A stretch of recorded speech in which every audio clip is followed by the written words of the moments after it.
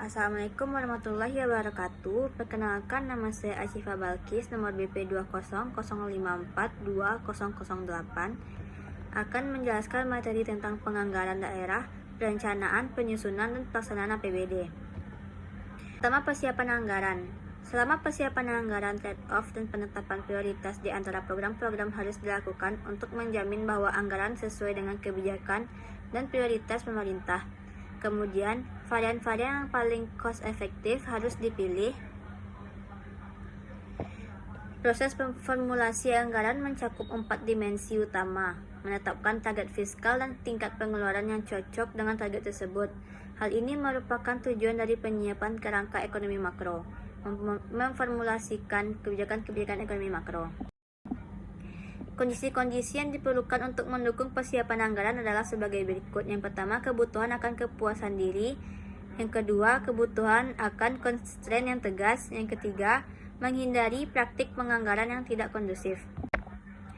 Kerangka ekonomi makro dan target fiskal. Pentingnya kerangka ekonomi makro. Langkah awalnya, yang pertama, estimasi realistis atas ketersediaan sumber daya bagi pemerintah. Yang kedua, penetapan tujuan fiskal.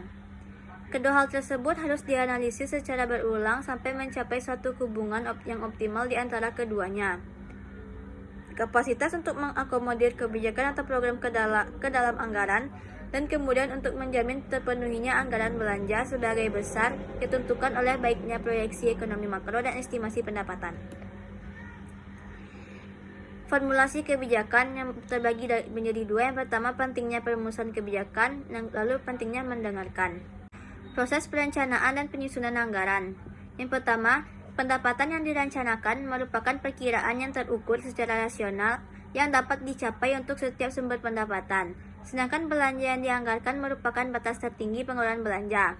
Yang kedua, penganggaran pengeluaran harus didukung dengan adanya kepastian tersedianya penerimaan dalam jumlah yang cukup dan tidak dibenarkan melaksanakan kegiatan yang belum tersedia atau tidak mencukupi kredit anggarannya dalam APBD atau perubahan APBD. Yang ketiga, semua penerimaan dan pengeluaran daerah dalam tahun anggaran yang bersangkutan harus dimasukkan dalam APBD dan dilakukan melalui rekening kas umum daerah. Proses perencanaan dan penyusunan APBD mengacu kepada PP nomor 58 tahun 2005 tentang pengelolaan keuangan daerah. Secara garis besar dapat diuraikan sebagai berikut. Yang pertama, penyusunan rencana kerja Pemda, kebijakan umum APBD, rencana kerja dan anggaran SKPD. Struktur anggaran pendapatan dan belanja daerah atau APBD merupakan satu kesatuan yang terdiri dari yang pertama, pendapatan daerah, belanja daerah, pembiayaan daerah. Kebijakan APBD. Kebijakan umum APBD yang selanjutnya disingkat menjadi KUA. Proses penyusunan KUA adalah sebagai berikut. Yang pertama, Kepala daerah berdasarkan RKPD menyusun rancangan kebijakan umum APBD atau RKUA. Kedua, penyusunan RKUA berpedoman pada pedoman penyusunan APBD yang ditetapkan oleh Menteri Dalam Negeri setiap tahun. Yang ketiga, Kepala daerah menyampaikan RKUA tahun anggaran berikutnya sebagai landasan penyusunan APBD. RKUA yang telah dibahas Kepala daerah bersama DPRD dalam pembicaraan pendahuluan APBD selanjutnya disepakati menjadi kebijakan umum APBD. Penetapan APBD. Proses penetapan APBD secara garis besar dapat diuraikan menjadi penyampaian dan pembahasan RAPBD dan persetujuan RAPBD. Asas umum pelaksanaan APBD. Semua penerimaan daerah dan pengeluaran daerah dalam rangka pelaksanaan urusan pemerintah daerah dicatat dan dikelola dalam APBD. Setiap SKPD yang mempunyai tugas memungut dan menerima pendapatan daerah wajib melaksanakan berdasarkan ketentuan yang ditetapkan dalam Perda. Jumlah belanja yang dianggarkan dalam APBD merupakan batas tertinggi untuk setiap pengeluaran belanja. Setiap pejabat dilarang melakukan tindakan yang berakibat pengeluaran atas beban APBD apabila tidak tersedia atau tidak cukup tersedia anggaran untuk membiayai pengeluaran tersebut. Penyiapan dokumen pelaksanaan anggaran atau DPA. Sementara menunggu hasil evaluasi rancangan Perda tentang APBD, PPKD memberitahukan kepada pengguna anggaran atau pengguna barang daerah menyusun DPA SKPD. Pengguna anggaran atau pengguna barang penyusun DPA SKPD berdasarkan alokasi kredit anggaran yang tercantum dalam rancangan peraturan kepala daerah tentang penjabaran APBD. DPA SKPD memuat penjelasan mengenai sasaran yang hendak dicapai, fungsi dan program rincian kegiatan anggaran yang disediakan untuk mencapai sasaran tersebut.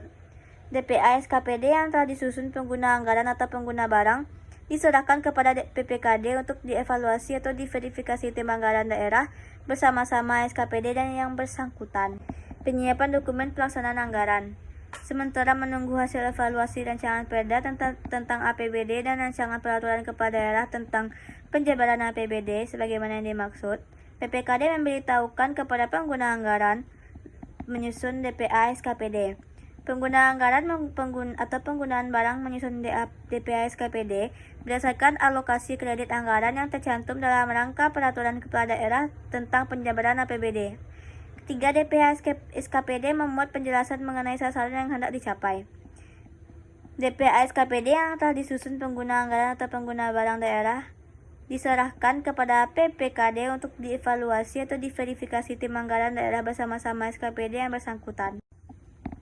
Adapun proses perubahan APBD, yang pertama, pemerintah daerah mengajukan rancangan peraturan daerah tentang perubahan APBD tahun anggaran yang bersangkutan untuk mendapatkan persetujuan DPRD sebelum tahun anggaran yang bersangkutan berakhir.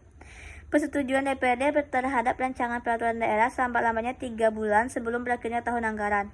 Proses evaluasi dan penetapan perancangan peraturan daerah tentang perubahan APBD dan rancangan peraturan kepala daerah tentang penjabaran perubahan APBD menjadi peraturan daerah dan peraturan kepala daerah berlaku ketentuan sebagaimana dimaksud dalam pasal 47, pasal 48, pasal 52, dan pasal 53 PP nomor 58 tahun 2005.